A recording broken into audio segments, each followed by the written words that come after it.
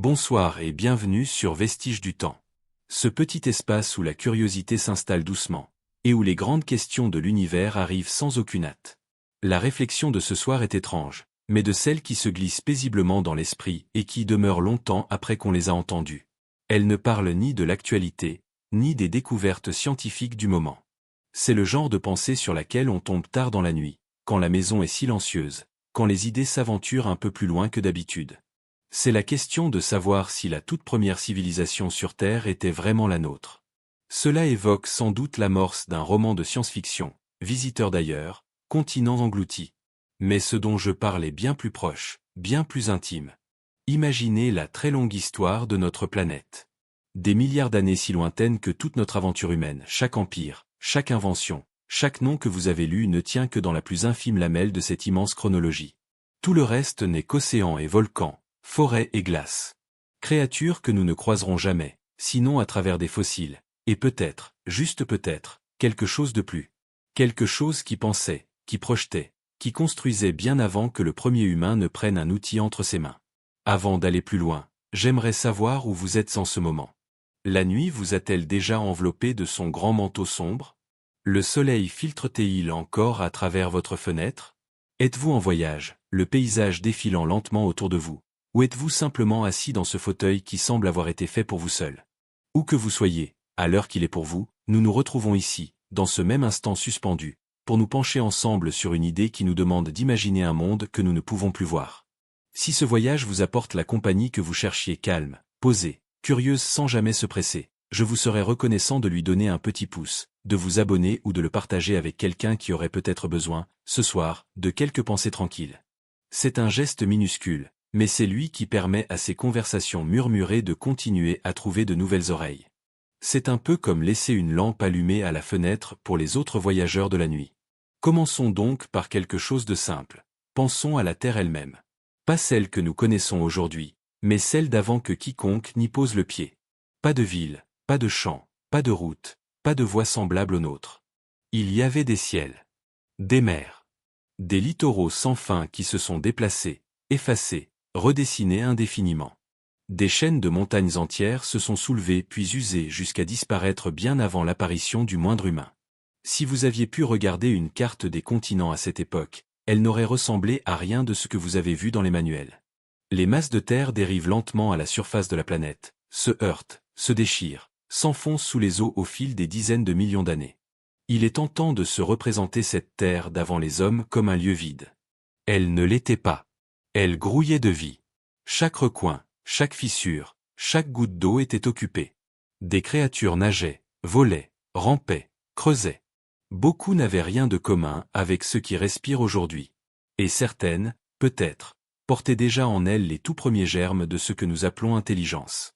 Nous aimons croire que l'intelligence humaine est ce qui nous distingue radicalement de tout le reste du vivant.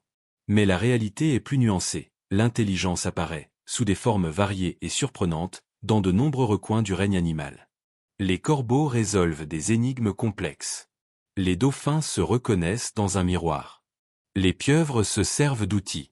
Cela se passe aujourd'hui, sous nos yeux, dans un monde où nous sommes déjà là. Imaginez alors un temps où l'intelligence ne scintillait pas seulement par éclats isolés, mais où elle devenait le socle d'une civilisation entière, une civilisation qui s'est élevée, a fleuri, puis s'est éteinte avant même que nous existions pour en être témoins. Le drame, c'est que la Terre est une archiviste distraite. Elle conserve certains secrets pendant des éternités, et en efface d'autres presque instantanément. Une cité bâtie de nos jours, laissée à l'abandon, commence à s'effriter en quelques décennies. En quelques siècles, elle n'est plus que ruines envahies de végétation. En quelques millénaires, les traces les plus évidentes peuvent avoir disparu. Laissez-lui quelques millions d'années, le sol aura bougé, la pierre aura été usée, les rivières et les mers auront changé de lit. Même le métal et le béton finiront morcelés, dispersés, ensevelis sous de nouvelles couches de sédiments. Ce n'est pas une destruction volontaire. C'est la planète qui tourne sans cesse ses propres pages, inscrivant de nouvelles strates par-dessus les anciennes. Si une civilisation industrielle avait existé il y a des dizaines ou des centaines de millions d'années, en resterait-il seulement quelque chose que nous pourrions détecter? Nous aimons penser que oui. Nous imaginons des archéologues mettant au jour temples, statues, instruments. Mais cette méthode fonctionne pour l'histoire humaine parce que nous ne remontons que très peu loin. Les plus anciennes constructions de pierre humaine datent d'environ 12 000 ans, une poussière dans la durée terrestre. Si nous cherchions des vestiges datant de 50 millions d'années, nous fouillerions dans des roches formées alors que ces cités hypothétiques étaient encore debout, et ces roches ont subi depuis compression, métamorphisme, fracturation, fusion partielle, transport sur des centaines de kilomètres. Plus on descend dans les âges, moins la mémoire des couches est fidèle. C'est l'une des raisons pour lesquelles certains scientifiques évoquent parfois ce qu'on nomme l'hypothèse silurienne.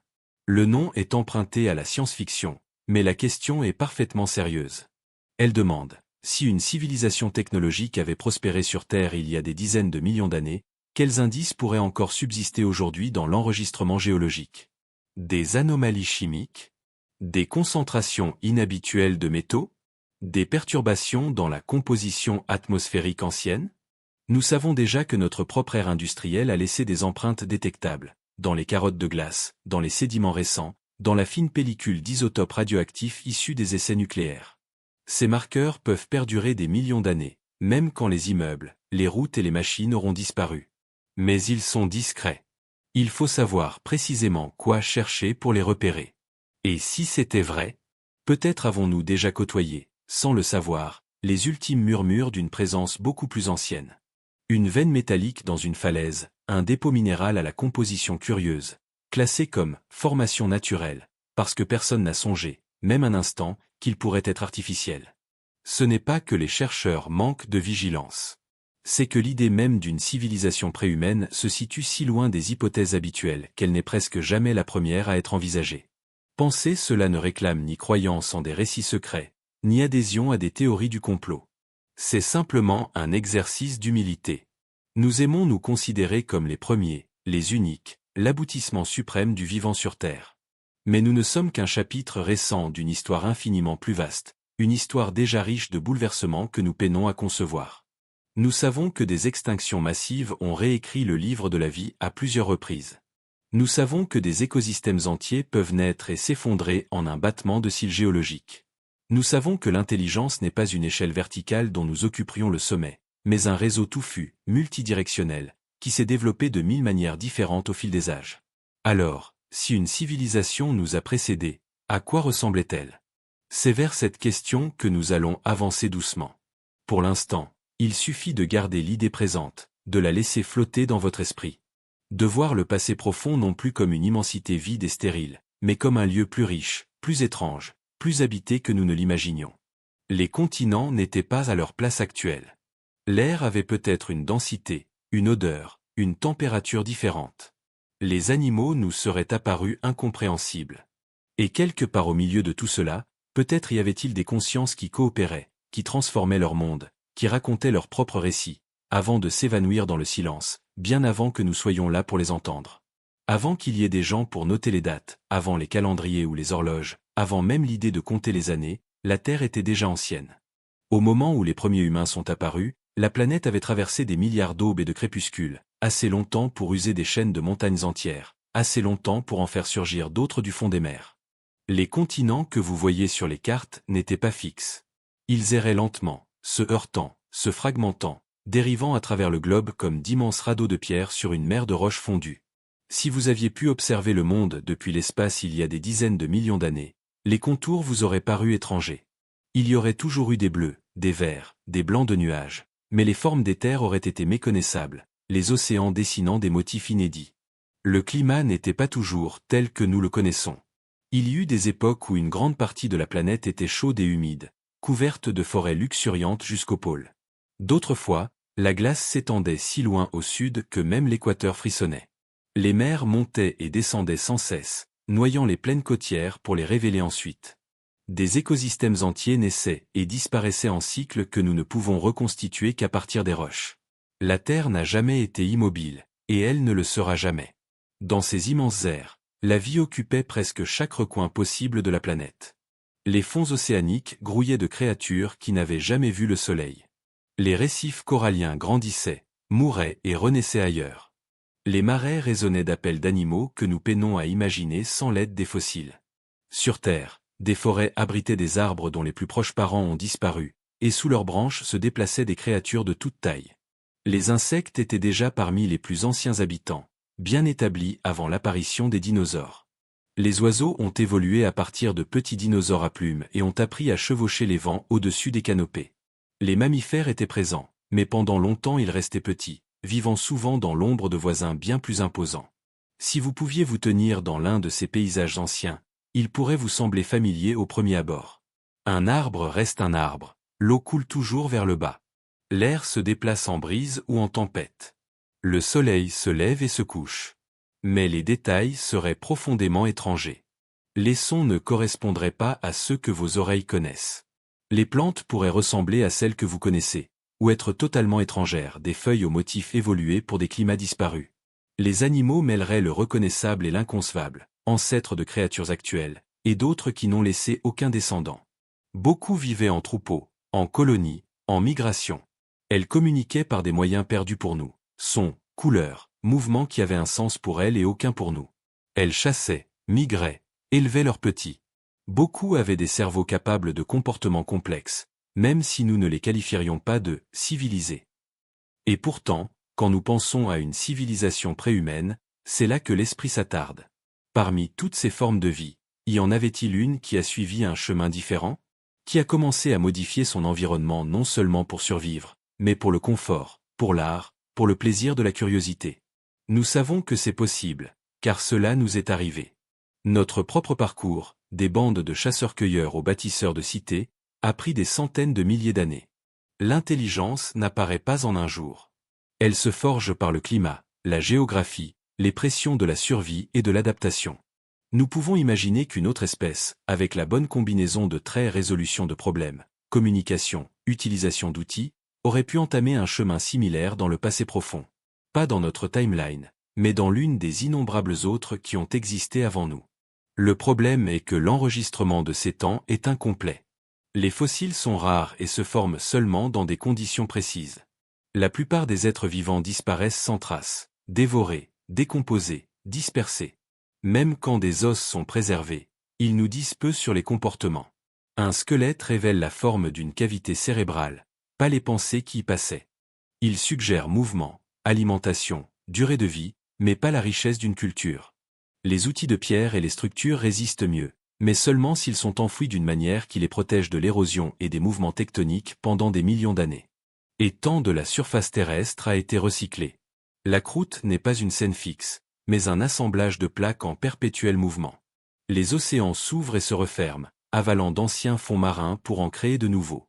Les montagnes sont réduites en sable, emportées par les rivières, redistribuées ailleurs. Toute trace d'une civilisation antérieure aurait dû survivre à ce grand recyclage. Les chances sont infimes. Même si elle survivait, nous devrions encore la reconnaître. Un fragment de pierre taillée datant de dizaines de millions d'années pourrait être pris pour une formation naturelle, à moins d'être découvert dans un contexte clair. Une anomalie chimique dans une couche rocheuse pourrait être ignorée, sauf si quelqu'un pense à chercher une cause industrielle. Quand on mesure l'échelle du temps, on comprend mieux comment quelque chose peut s'effacer presque entièrement. Imaginez un continent entier couvert de forêts parsemées de villes appartenant à une espèce qui ne nous a jamais croisés. Au fil des millions d'années, les mers montent et descendent, les glaciers avancent et reculent, les volcans entrent en éruption, le sol se plie et se soulève. À la fin, presque tout ce qu'ils ont créé est parti. Quelques traces tenaces subsistent peut-être, profondément enfouies ou scellées dans un ancien fond marin devenu pierre. Le reste est comme s'il n'avait jamais existé. Nous connaissons des lieux où la Terre a conservé un souvenir bien plus longtemps que d'habitude, des forêts fossilisées où les arbres se dressent encore en pierre, des insectes emprisonnés dans l'ambre depuis des dizaines de millions d'années, des empreintes figées dans la boue devenue roche. Ce sont des accidents, des instants sauvés par des conditions exceptionnelles. Pour qu'une civilisation entière soit ainsi préservée, il faudrait une conjonction extraordinaire de chance et de géologie. Sans cela, son existence glisse dans le silence qui a englouti tant d'autres espèces. Penser ainsi ne nous oblige pas à y croire. Cela ouvre simplement une porte sur le possible. Et une fois cette porte entr'ouverte, il est difficile de ne pas se demander à quoi cette civilisation aurait ressemblé. Aurait-il vécu en vaste communauté ou en petits groupes dispersés?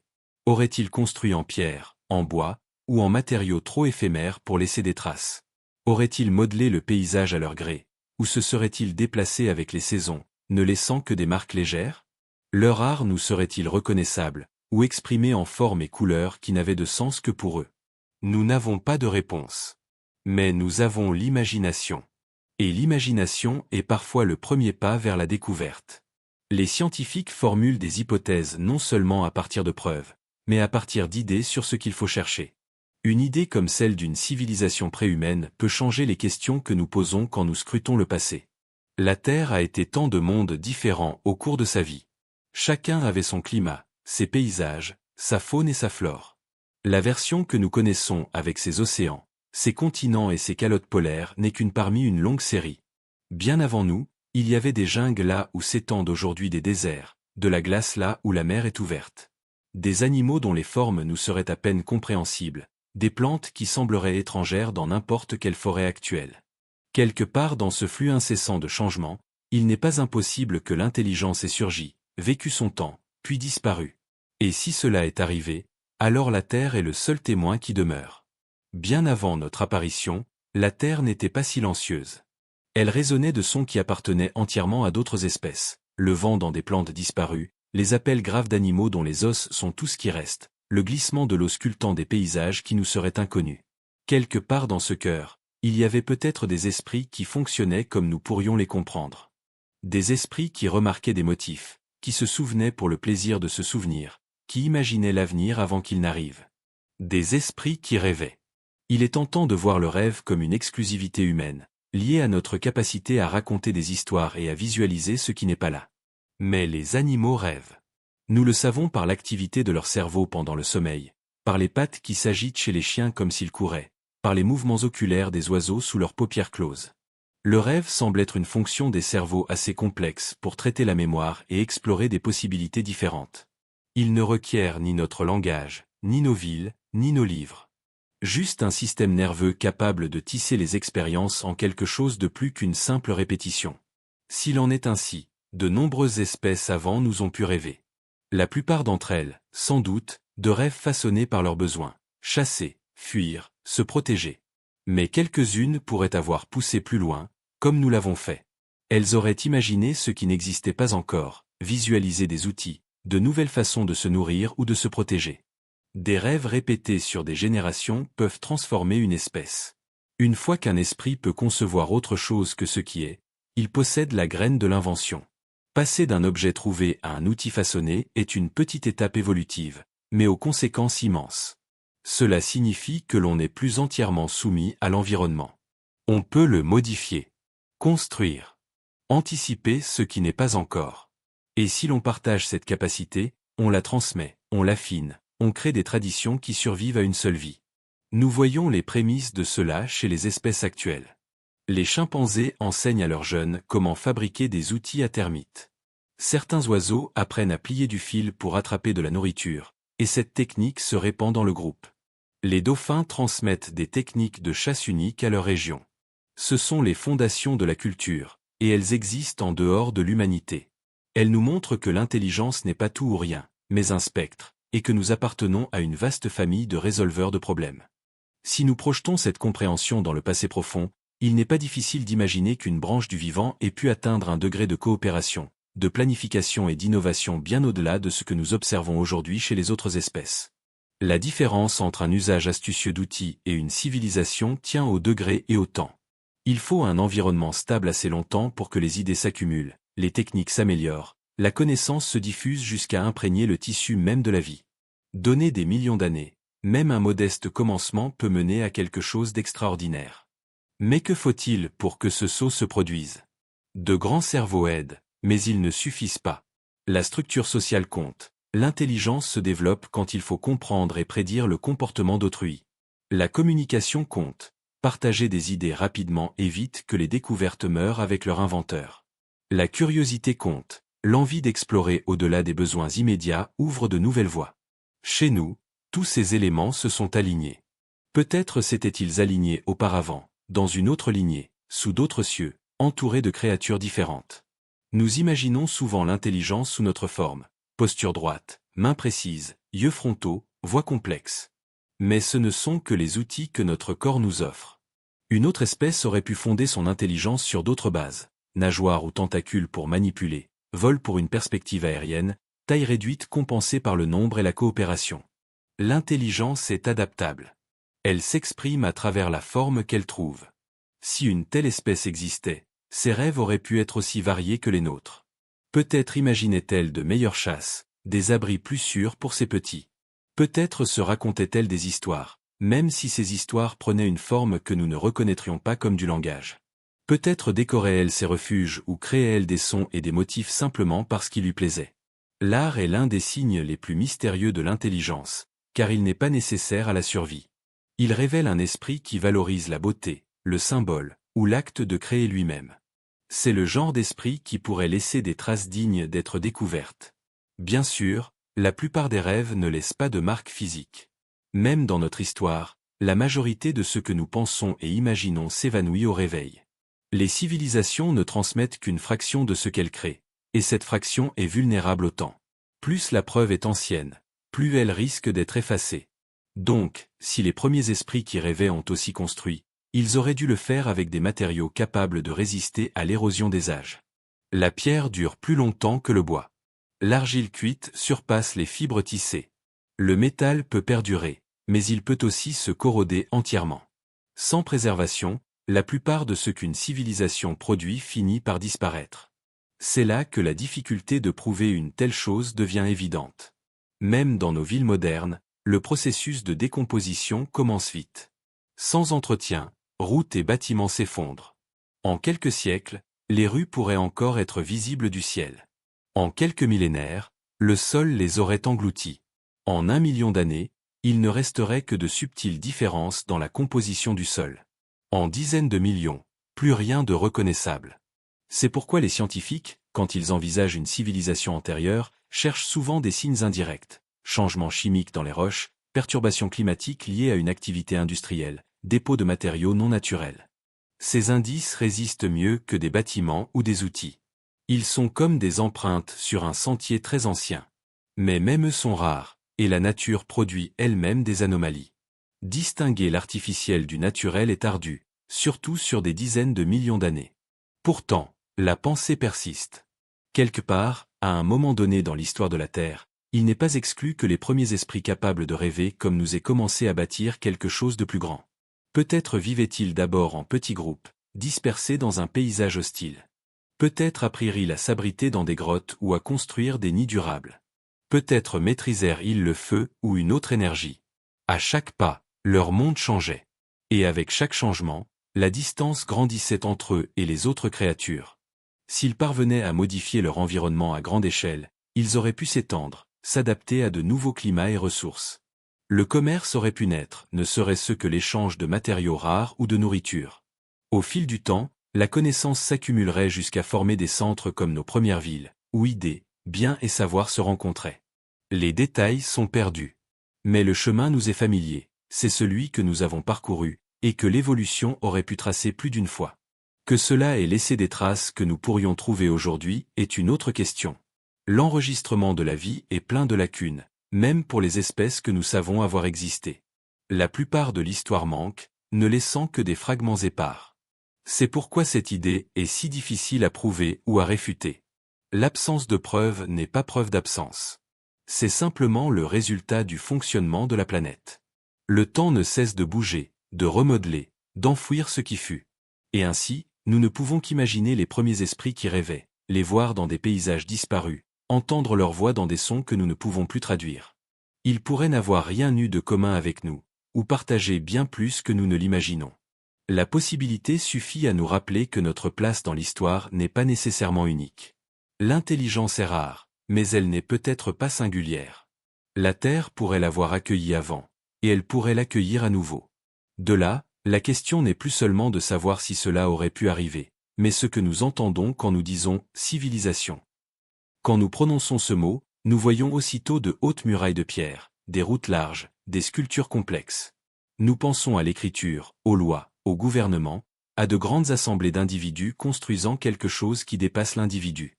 Mais ce ne sont que les formes familières de notre propre passé. Au fond, la civilisation n'est pas une question d'architecture ou de politique. C'est une façon de vivre où connaissances, culture et technologie s'accumulent sur des générations, et où cette accumulation transforme la société. Par cette mesure, une civilisation n'a pas besoin de monuments imposants. Un groupe pourrait vivre dans des structures naturelles, sans ruines grandioses, et être civilisé s'il possède des systèmes organisés, une connaissance partagée, et la capacité à modifier son environnement selon ses besoins. Nous pensons aux monuments de pierre parce qu'ils durent, mais la permanence n'est pas le critère. La complexité l'est. Le danger est que la nature imite souvent l'artificiel. Une colline ronde peut être un ancien volcan, pas un tumulus. Des lignes droites dans la roche peuvent résulter de fractures naturelles. Des changements végétaux peuvent venir du climat. Pour identifier une civilisation, il faudrait plusieurs lignes de preuves convergentes. Altération du paysage, dépôts inhabituels, peut-être des restes fossiles montrant un comportement exceptionnel. À quoi auraient ressemblé ces êtres? Nous supposons souvent que l'intelligence exige des mains ou des tentacules pour manipuler. C'est parce que notre technologie repose sur cela.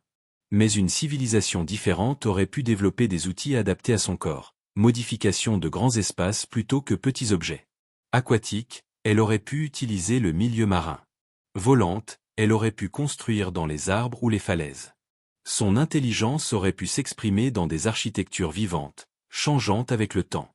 La difficulté à définir la civilisation rend la question fascinante. Elle nous oblige à penser l'intelligence et la culture sans nos références familières. Elle nous invite à imaginer des formes d'organisation que nous pourrions manquer si nous cherchions seulement des villes de pierre et des outils de bronze. Elle nous rappelle que notre façon n'est qu'une parmi d'autres possibles, et que nos règles universelles ne sont peut-être que des coutumes locales. Même aujourd'hui, nous voyons des bribes de chemins alternatifs. Les éléphants modifient leur environnement en abattant des arbres et en creusant des points d'eau, des changements qui persistent après leur mort. Certains oiseaux construisent des structures élaborées pour attirer des partenaires, réutilisables et enrichis au fil du temps. Les baleines communiquent sur des distances immenses, leur chant évoluant avec les saisons. Aucun ne franchit pleinement le seuil de la civilisation telle que nous la définissons, mais il montre à quel point d'autres espèces peuvent s'en approcher. Dans un contexte différent, avec plus de temps, ces seuils auraient pu être franchis. Une fois admis que la civilisation peut ne pas ressembler à la nôtre, la question suivante est, comment la chercherions-nous dans le passé profond? Pas en commençant par des ruines évidentes, mais par des anomalies subtiles dans les enregistrements géologiques et fossiles. Il faudrait que des scientifiques de multiples disciplines confrontent leurs données, regardent avec un œil neuf, se demandent si une découverte étrange pourrait être intentionnelle plutôt que fortuite. C'est un travail lent et prudent, qui pourrait confirmer une cause naturelle aussi bien que révéler l'inattendu. Le défi est immense, mais l'échelle de temps l'est aussi. La Terre a eu des milliards d'années pour expérimenter la vie. Nous en connaissons au moins une qui a produit une civilisation, la nôtre.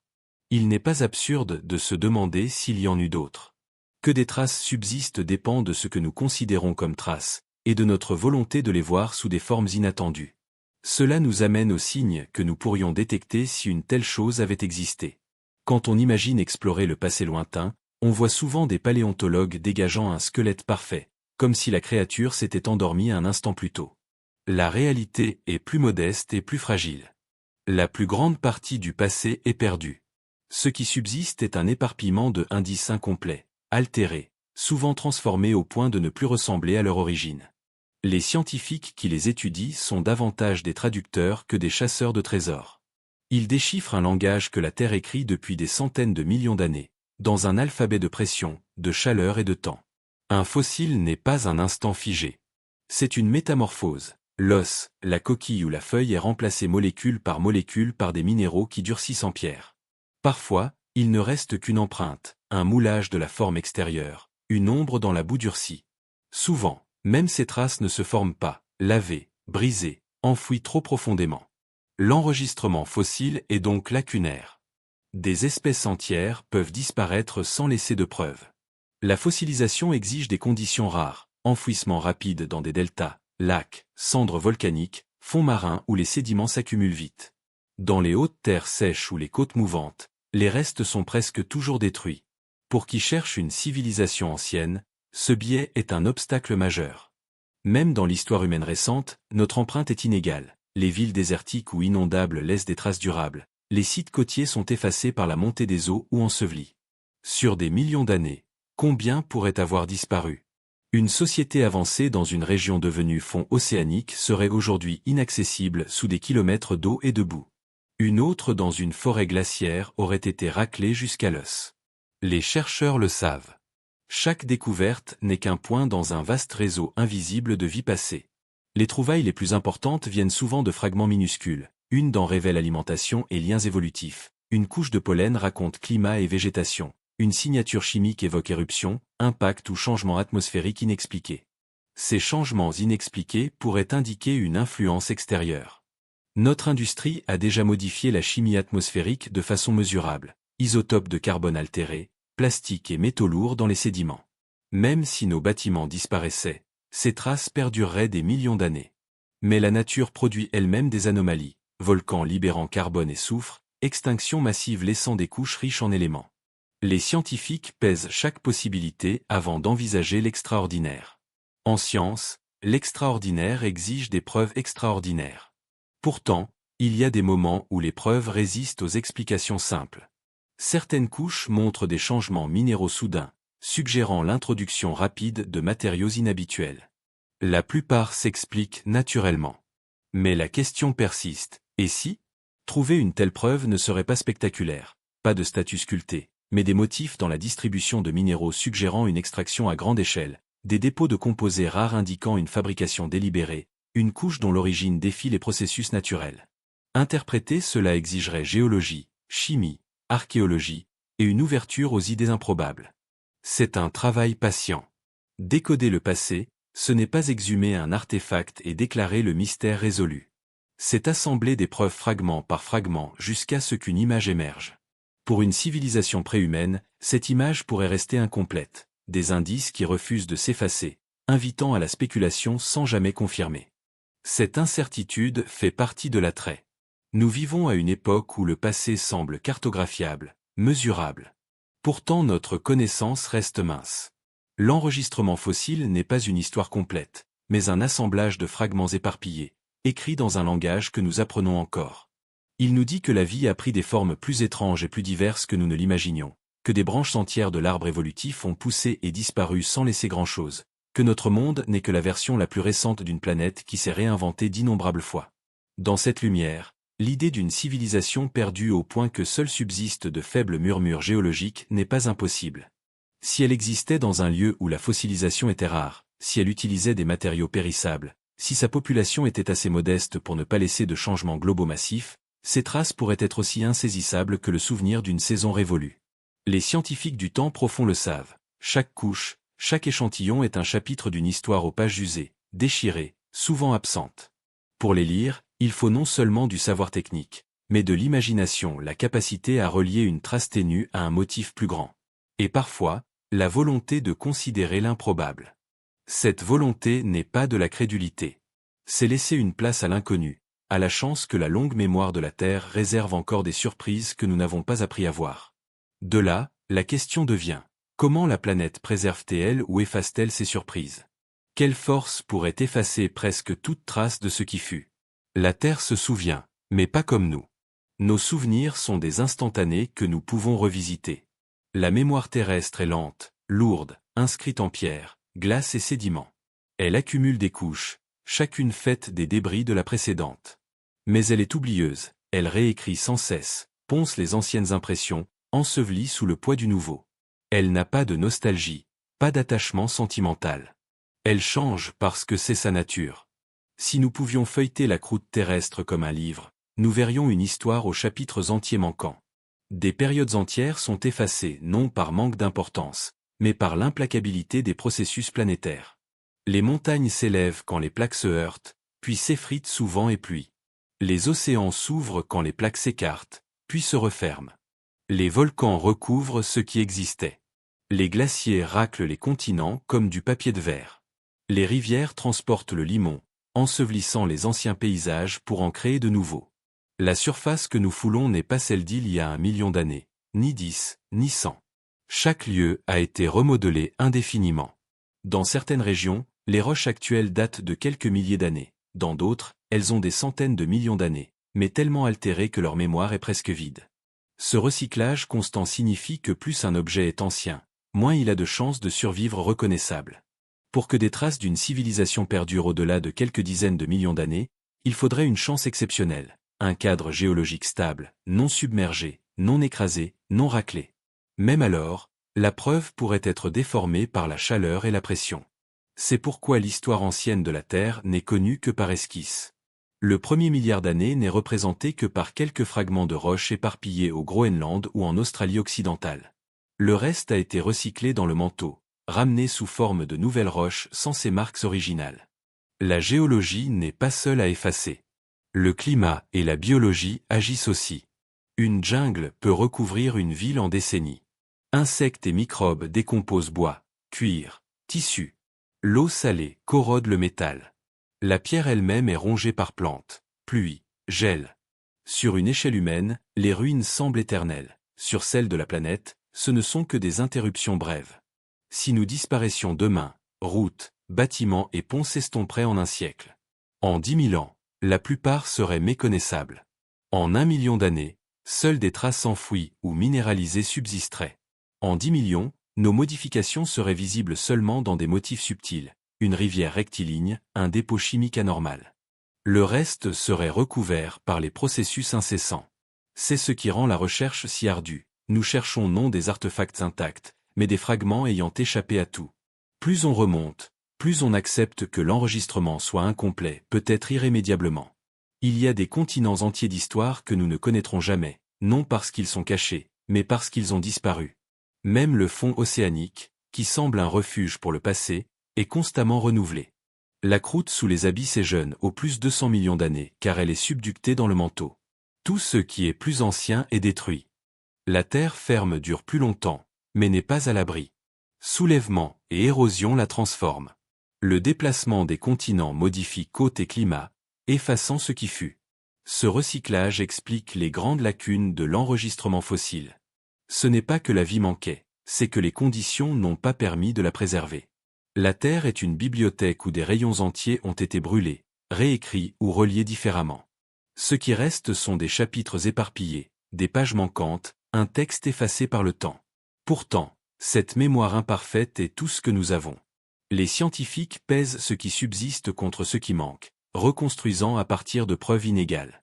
Une bonne fossilisation est un accident, enfouissement rapide, conditions stables, protection contre charognards et décomposition. Il en irait de même pour les artefacts d'une civilisation. Même alors, la reconnaissance serait un obstacle. Une pierre taillée pourrait passer pour naturelle. Un dépôt minéral étrange pourrait être attribué à une chimie inhabituelle.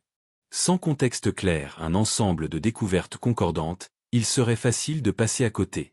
Penser à la mémoire de la planète change notre vision d'une civilisation perdue. Il ne suffit pas d'imaginer ce qu'elle a construit. Il faut imaginer comment ces constructions auraient interagi avec l'érosion, la subduction, la décomposition sur des temps inimaginables. Il faut se représenter ce qui survivrait, et sous quelle forme. Et accepter que presque rien ne survivrait. Ce que la planète retient, elle le retient de façon mesurable.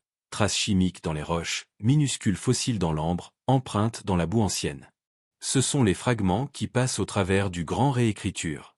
Ils sont précieux parce qu'ils existent, pas parce qu'ils racontent tout. Le reste est perdu, comme s'il n'avait jamais été. C'est pourquoi nous ne pouvons être certains de ce que la Terre a accueilli avant nous. Si elle peut effacer presque tout ce que nous avons fait en quelques millions d'années, elle a pu faire de même pour d'autres. Sa mémoire est longue, mais sélective. Elle garde ses secrets avec soin.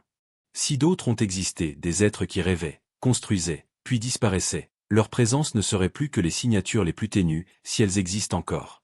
La question est de savoir si nous sommes déjà passés devant ces signatures sans les voir, ou si elles attendent encore, enfouies, les conditions qui les révéleront. Cette possibilité nous conduit naturellement à nous demander quelle forme de vie aurait pu porter une telle intelligence.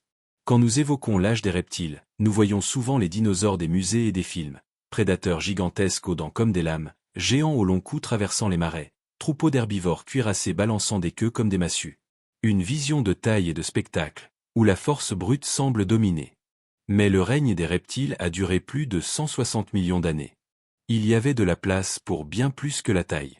Des niches pour des créatures petites, rapides, astucieuses. Pour des chasseurs misant sur la précision autant que sur la puissance.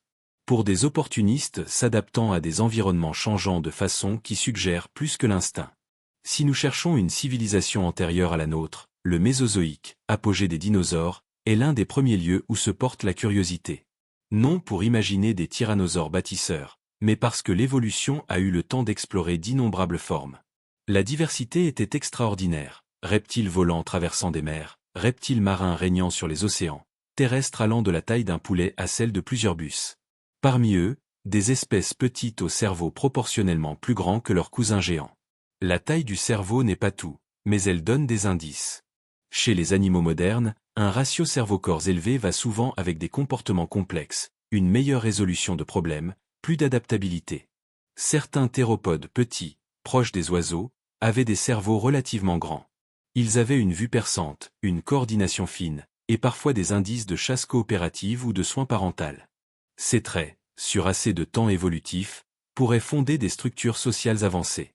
Les oiseaux sont des dinosaures vivants, et certains corbeaux, perroquets excellents dans la résolution de problèmes, outils, miroirs, transmission culturelle. Si les oiseaux modernes le font, leurs ancêtres auraient pu faire plus, dans des lignées aujourd'hui éteintes. Mais l'intelligence telle que nous l'entendons laisse peu de traces directes dans les fossiles. Un crâne révèle la forme du cerveau, pas les pensées. Nous devons chercher des indices indirects, traces de comportement social, colonies de nidification, migration complexe. Ces indices existent pour certains dinosaures, mais ils ne sont pas concluants. Même avec une lignée très intelligente, passer à la civilisation est un saut immense. Il faudrait non seulement de l'astuce, mais la capacité à modifier l'environnement de façon durable. Cela pose la question de l'anatomie. Les dinosaures n'avaient pas de mains manipulatrices. Certains avaient des griffes préhensiles, et leurs descendants les oiseaux ont bec et pieds agiles. Fabriquer des outils comme nous aurait été difficile. Mais pas impossible. Ils auraient pu développer une technologie adaptée, manipulation avec pieds et bouche, utilisation du paysage, construction coopérative. À quoi aurait ressemblé cette civilisation? On imagine des villages dans des vallées abritées, faits de végétaux, de boue ou de pierre. Des plateformes surélevées contre les inondations. Des sites de nidification agrandis sur des générations. Leur art aurait pu être des arrangements de plumes, coquilles, minéraux colorés, des motifs gravés dans le sol ou le bois. La préservation reste le problème. Matériaux organiques se décomposent vite. Même la pierre disparaît sur des millions d'années. Depuis la fin des dinosaures non aviaires, continents ont dérivé, montagnes se sont élevées et érodées, océans se sont ouverts et fermés. Tout ce qu'ils auraient construit aurait dû survivre à cela. Les chances sont minces. Pourtant, 160 millions d'années sont assez longues pour de nombreuses expériences évolutives. Notre lignée a produit l'intelligence une fois, en une fraction de ce temps.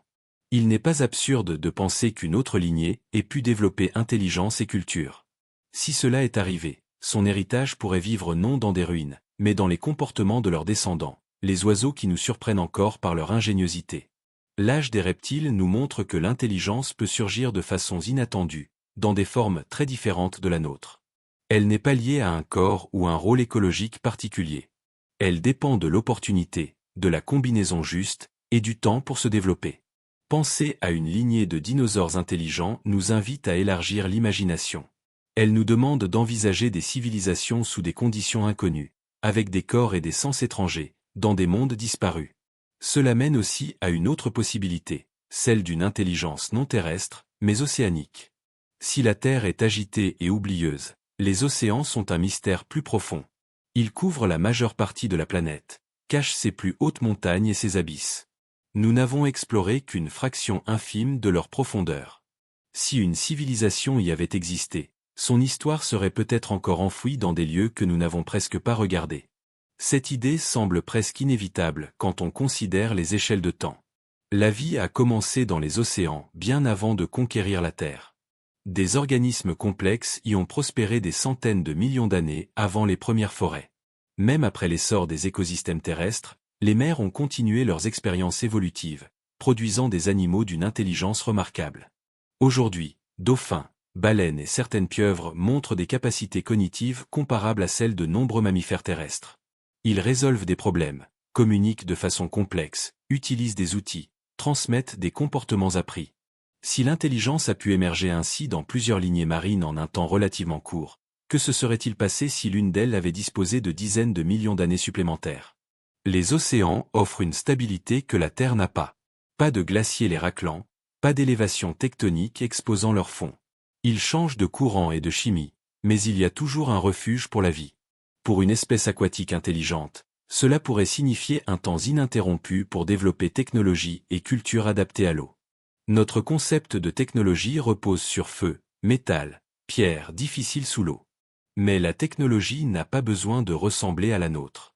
Une civilisation marine aurait pu utiliser coquilles, corail, roches volcaniques, fibres végétales, ou cultiver des organismes vivants.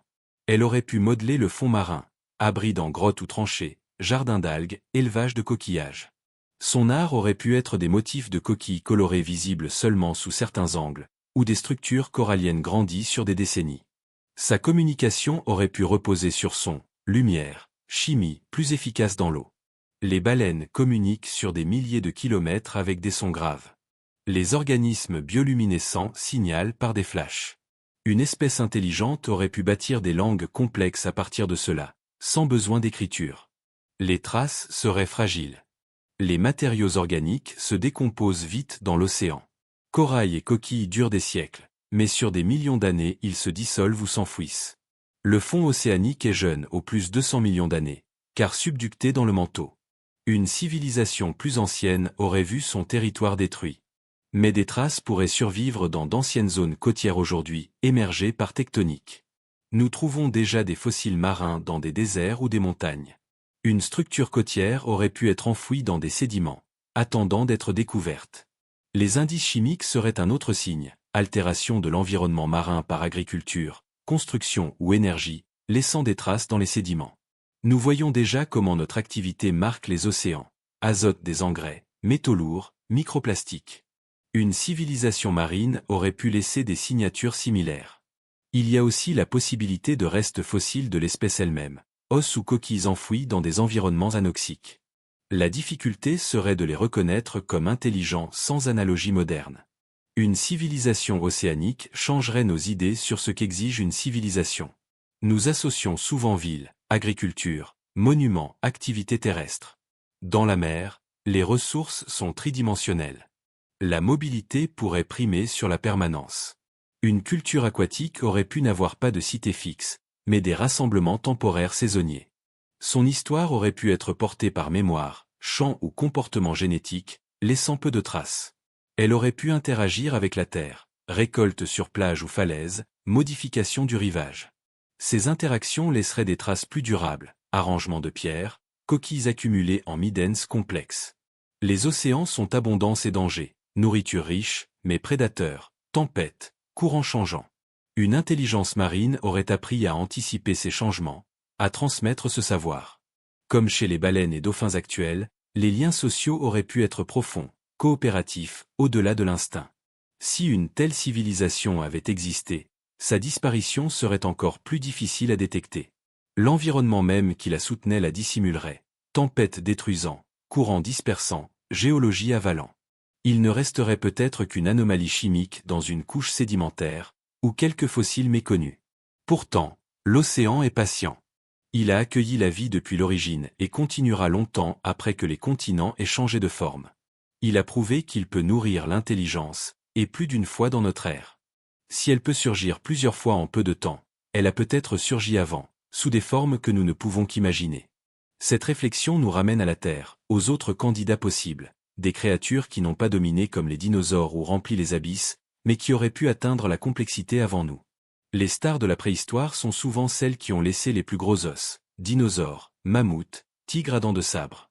Mais l'histoire de la Terre a été écrite en grande partie par des animaux plus modestes, ceux qui occupent les interstices entre spectaculaire et ordinaire. Parmi eux, il est possible que certaines espèces aient atteint une intelligence et une coopération qui n'ont jamais figuré dans nos musées. Appelons-les les bâtisseurs oubliés. Ils n'auraient pas régné sur de vastes écosystèmes ni été des prédateurs suprêmes. Ils auraient vécu en groupes soudés, dans des environnements protégés où les ressources étaient stables, laissant du temps pour expérimenter.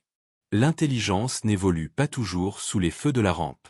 Parfois elle grandit dans l'ombre, là où la survie laisse de la place pour apprendre, enseigner, créer. Aujourd'hui, nous voyons les prémices de comportements civilisés chez d'autres espèces. Castors modifiant rivières et paysages pour leurs barrages, oiseaux tissant des nids aux styles régionaux, primates transmettant des techniques d'outils, fourmis et termites bâtissant des cités souterraines ou des monticules avec ventilation et chambres spécialisées. Aucune ne franchit pleinement le seuil, mais elle montre comment pression environnementale et sociale peuvent poser les bases de quelque chose de plus.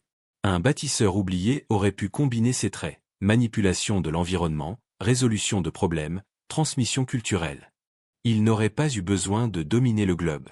Il aurait pu prospérer dans un espace limité, adaptant son milieu sans laisser de traces évidentes des millions d'années plus tard. Sa forme aurait pu être n'importe quoi: petit mammifère aux pattes agiles, grand oiseau au bec et pieds forts, reptile ou amphibien aux membres précis dans un milieu humide. Le point commun: la capacité à modifier intentionnellement et répétitivement son entourage. Leur construction n'aurait pas ressemblé aux nôtres: abris tissés de fibres végétales, chambres creusées renforcées d'argile, plateformes de branches entrelacées. Ces matériaux périraient vite dans des climats humides. Sur des millions d'années, même les motifs de sol qu'ils laissaient seraient effacés par érosion, inondation, mouvements géologiques. Les traces seraient indirectes: altération des flux d'eau laissant des sédiments inhabituels, culture de plantes donnant des pics de pollen localisés, chasse spécialisée laissant des accumulations d'ossements distinctives.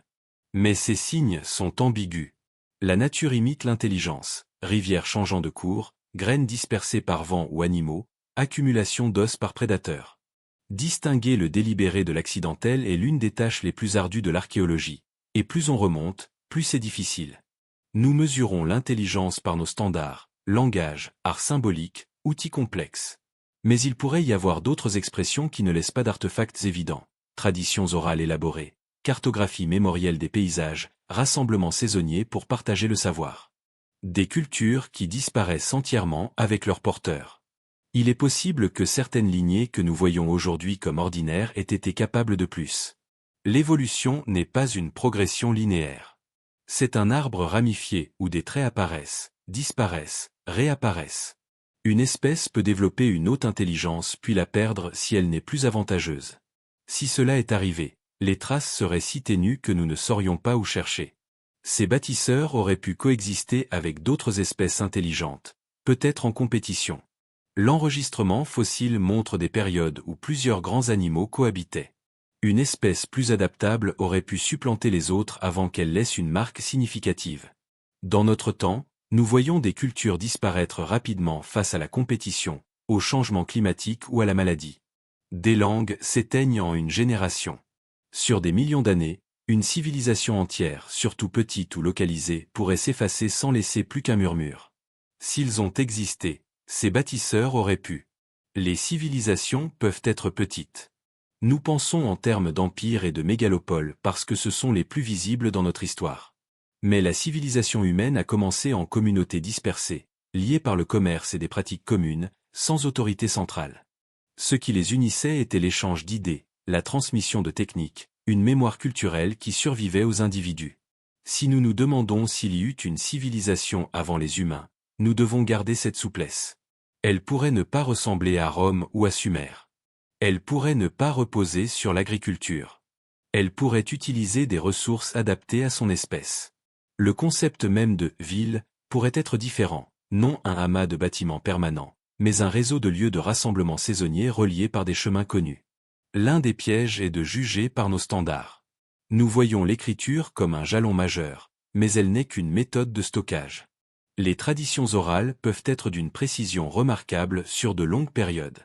Nous admirons l'architecture monumentale, mais des réalisations sophistiquées pourraient disparaître vite: structures tissées, bois sculptés, arrangements végétaux.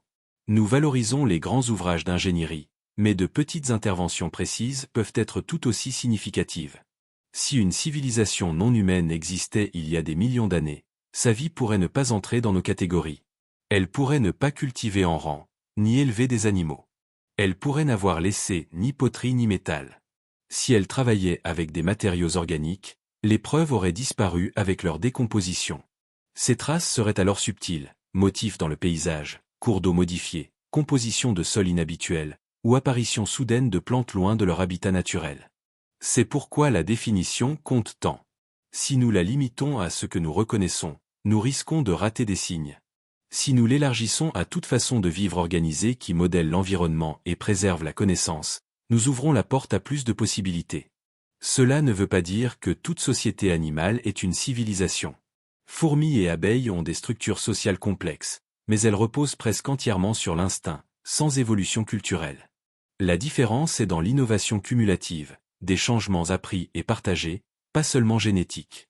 Les archéologues repèrent une civilisation humaine par le commerce longue distance, le travail spécialisé, l'expression symbolique, la capacité à soutenir des groupes plus grands que la famille. Aucun de ces critères n'exige de pierre ou de métal. Juste organisation, coopération, culture partagée. Ces marqueurs pourraient apparaître dans l'enregistrement fossile d'une espèce non humaine, mais les trouver sans artefact direct serait difficile. Il y a aussi la question de la durée. Certaines civilisations humaines ont duré des millénaires, d'autres quelques siècles. Géologiquement, 1000 ans sont un clin d'œil. Mais en ce laps de temps, l'impact peut être immense. Forêts abattues, rivières détournées, espèces déplacées. Ces changements se lisent dans les sédiments, révélant l'activité humaine longtemps après la disparition des bâtiments.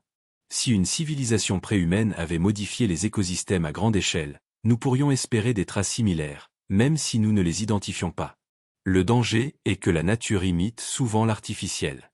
Une colline ronde peut être un ancien volcan, pas un tumulus. Des lignes droites dans la roche peuvent résulter de fractures naturelles. Des changements végétaux peuvent venir du climat. Pour identifier une civilisation, il faudrait plusieurs lignes de preuves convergentes. Altération du paysage, dépôts inhabituels, peut-être des restes fossiles montrant un comportement exceptionnel. À quoi auraient ressemblé ces êtres?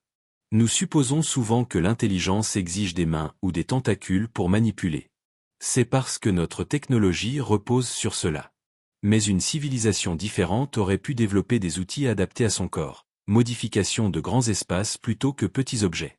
Aquatique, elle aurait pu utiliser le milieu marin. Volante, elle aurait pu construire dans les arbres ou les falaises. Son intelligence aurait pu s'exprimer dans des architectures vivantes, changeantes avec le temps. La difficulté à définir la civilisation rend la question fascinante. Elle nous oblige à penser l'intelligence et la culture sans nos références familières. Elle nous invite à imaginer des formes d'organisation que nous pourrions manquer si nous cherchions seulement des villes de pierre et des outils de bronze. Elle nous rappelle que notre façon n'est qu'une parmi d'autres possibles, et que nos règles universelles ne sont peut-être que des coutumes locales. Même aujourd'hui, nous voyons des bribes de chemins alternatifs. Les éléphants modifient leur environnement en abattant des arbres et en creusant des points d'eau, des changements qui persistent après leur mort. Certains oiseaux construisent des structures élaborées pour attirer des partenaires, réutilisables et enrichis au fil du temps. Les baleines communiquent sur des distances immenses, leur chant évoluant avec les saisons. Aucun ne franchit pleinement le seuil de la civilisation telle que nous la définissons, mais il montre à quel point d'autres espèces peuvent s'en approcher. Dans un contexte différent, avec plus de temps, ces seuils auraient pu être franchis. Une fois admis que la civilisation peut ne pas ressembler à la nôtre, la question suivante est, comment la chercherions-nous dans le passé profond? Pas en commençant par des ruines évidentes, mais par des anomalies subtiles dans les enregistrements géologiques et fossiles. Il faudrait que des scientifiques de multiples disciplines confrontent leurs données, regardent avec un œil neuf, se demandent si une découverte étrange pourrait être intentionnelle plutôt que fortuite. C'est un travail lent et prudent, qui pourrait confirmer une cause naturelle aussi bien que révéler l'inattendu. Le défi est immense, mais l'échelle de temps l'est aussi. La Terre a eu des milliards d'années pour expérimenter la vie. Nous en connaissons au moins une qui a produit une civilisation, la nôtre. Il n'est pas absurde de se demander s'il y en eut d'autres. Que des traces subsistent dépend de ce que nous considérons comme traces, et de notre volonté de les voir sous des formes inattendues. Cela nous amène au signe que nous pourrions détecter si une telle chose avait existé. Quand on imagine explorer le passé lointain, on voit souvent des paléontologues dégageant un squelette parfait, comme si la créature s'était endormie un instant plus tôt. La réalité est plus modeste et plus fragile. La plus grande partie du passé est perdue. Ce qui subsiste est un éparpillement de indices incomplets, altérés, souvent transformés au point de ne plus ressembler à leur origine. Les scientifiques qui les étudient sont davantage des traducteurs que des chasseurs de trésors. Ils déchiffrent un langage que la Terre écrit depuis des centaines de millions d'années, dans un alphabet de pression, de chaleur et de temps. Un fossile n'est pas un instant figé. C'est une métamorphose. L'os, la coquille ou la feuille est remplacée molécule par des minéraux qui durcissent en pierre. Parfois, il ne reste qu'une empreinte, un moulage de la forme extérieure, une ombre dans la boue durcie. Souvent, même ces traces ne se forment pas, lavées, brisées, enfouis trop profondément. L'enregistrement fossile est donc lacunaire. Des espèces entières peuvent disparaître sans laisser de preuves.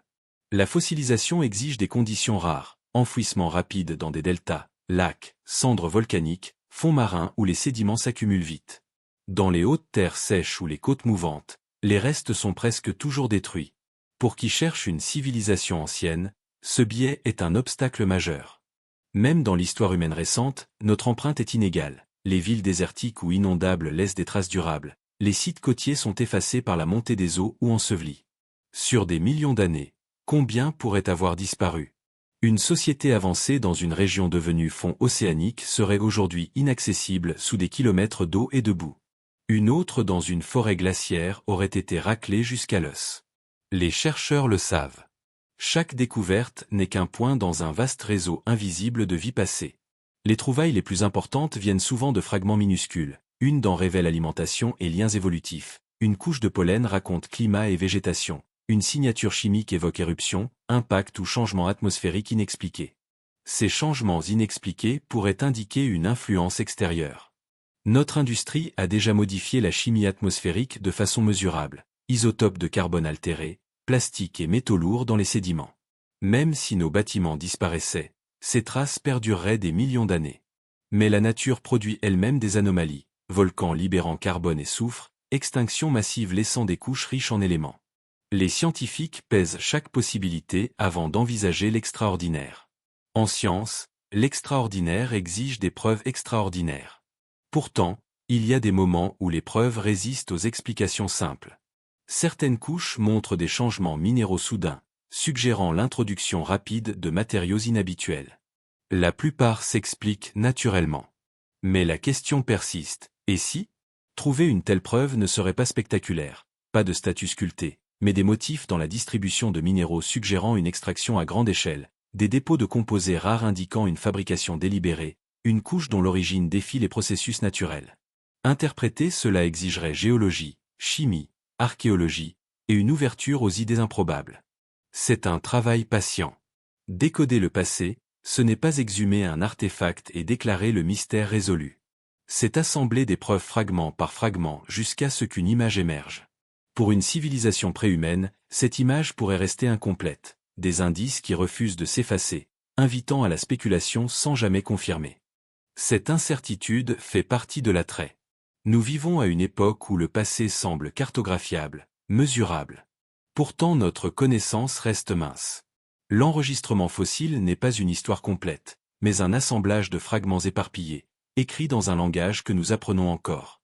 Il nous dit que la vie a pris des formes plus étranges et plus diverses que nous ne l'imaginions, que des branches entières de l'arbre évolutif ont poussé et disparu sans laisser grand-chose, que notre monde n'est que la version la plus récente d'une planète qui s'est réinventée d'innombrables fois.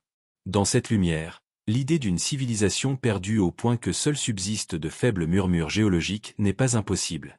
Si elle existait dans un lieu où la fossilisation était rare, si elle utilisait des matériaux périssables, si sa population était assez modeste pour ne pas laisser de changements globaux massifs, ces traces pourraient être aussi insaisissables que le souvenir d'une saison révolue.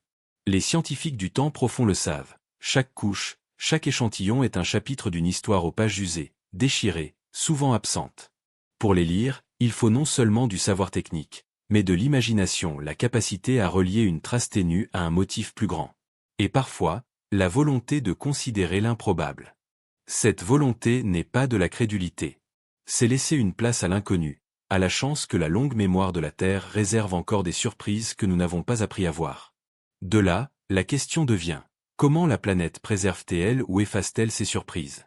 Quelle force pourrait effacer presque toute trace de ce qui fut? La Terre se souvient, mais pas comme nous. Nos souvenirs sont des instantanés que nous pouvons revisiter. La mémoire terrestre est lente, lourde, inscrite en pierre, glace et sédiments. Elle accumule des couches, chacune faite des débris de la précédente. Mais elle est oublieuse, elle réécrit sans cesse, ponce les anciennes impressions, ensevelie sous le poids du nouveau. Elle n'a pas de nostalgie, pas d'attachement sentimental. Elle change parce que c'est sa nature. Si nous pouvions feuilleter la croûte terrestre comme un livre, nous verrions une histoire aux chapitres entiers manquants. Des périodes entières sont effacées non par manque d'importance, mais par l'implacabilité des processus planétaires. Les montagnes s'élèvent quand les plaques se heurtent, puis s'effritent sous vent et pluie. Les océans s'ouvrent quand les plaques s'écartent, puis se referment. Les volcans recouvrent ce qui existait. Les glaciers raclent les continents comme du papier de verre. Les rivières transportent le limon, ensevelissant les anciens paysages pour en créer de nouveaux. La surface que nous foulons n'est pas celle d'il y a 1 million d'années, ni 10, ni 100. Chaque lieu a été remodelé indéfiniment. Dans certaines régions, les roches actuelles datent de quelques milliers d'années. Dans d'autres, elles ont des centaines de millions d'années, mais tellement altérées que leur mémoire est presque vide. Ce recyclage constant signifie que plus un objet est ancien, moins il a de chances de survivre reconnaissable. Pour que des traces d'une civilisation perdurent au-delà de quelques dizaines de millions d'années, il faudrait une chance exceptionnelle, un cadre géologique stable, non submergé, non écrasé, non raclé. Même alors, la preuve pourrait être déformée par la chaleur et la pression. C'est pourquoi l'histoire ancienne de la Terre n'est connue que par esquisse. Le premier milliard d'années n'est représenté que par quelques fragments de roches éparpillés au Groenland ou en Australie occidentale. Le reste a été recyclé dans le manteau, ramené sous forme de nouvelles roches sans ses marques originales. La géologie n'est pas seule à effacer. Le climat et la biologie agissent aussi. Une jungle peut recouvrir une ville en décennies. Insectes et microbes décomposent bois, cuir, tissus. L'eau salée corrode le métal. La pierre elle-même est rongée par plantes, pluie, gel. Sur une échelle humaine, les ruines semblent éternelles. Sur celle de la planète, ce ne sont que des interruptions brèves. Si nous disparaissions demain, routes, bâtiments et ponts s'estomperaient en un siècle. En 10 000 ans, la plupart seraient méconnaissables. En 1 million d'années, seules des traces enfouies ou minéralisées subsisteraient.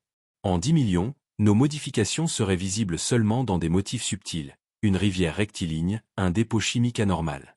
Le reste serait recouvert par les processus incessants.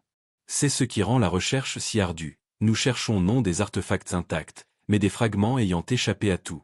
Plus on remonte, plus on accepte que l'enregistrement soit incomplet, peut-être irrémédiablement. Il y a des continents entiers d'histoire que nous ne connaîtrons jamais, non parce qu'ils sont cachés, mais parce qu'ils ont disparu. Même le fond océanique, qui semble un refuge pour le passé, est constamment renouvelé.